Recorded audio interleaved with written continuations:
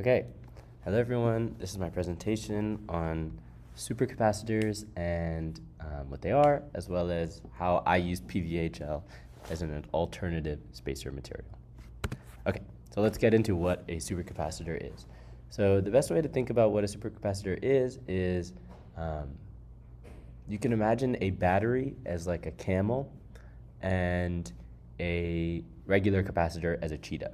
So camels have really good storage capacity, and you could think of storage as stamina here, but they don't move very fast. So really slow discharge and charging rates, whereas capacitors are like cheetahs in that they discharge and charge really quickly, but they can't store a lot of charge. So a supercapacitor is sort of a hybrid between the two. It's more like a horse, where it can store a lot of charge while still discharging and charging really quickly.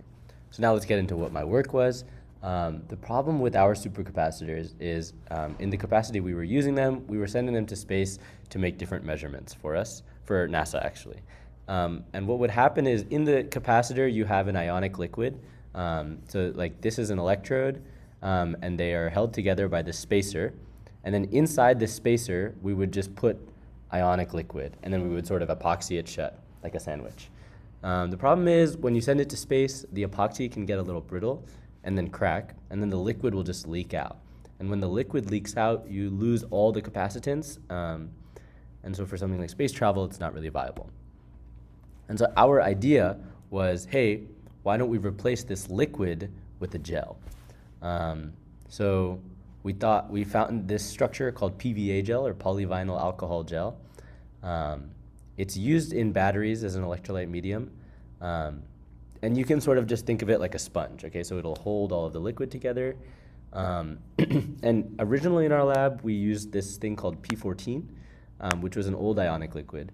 But changing to PVA gel, we can actually swap out P14 for something called KOH, which is much cheaper and could still give us the same ionic capacitance, which is great.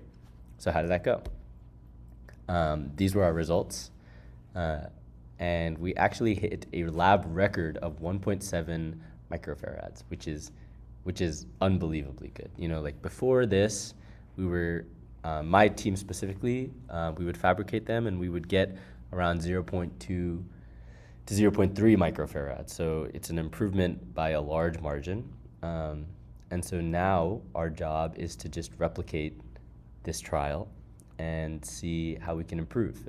This is good for multiple reasons. Not only is it more structurally integrous, but the ionic capacitance like object is way cheaper.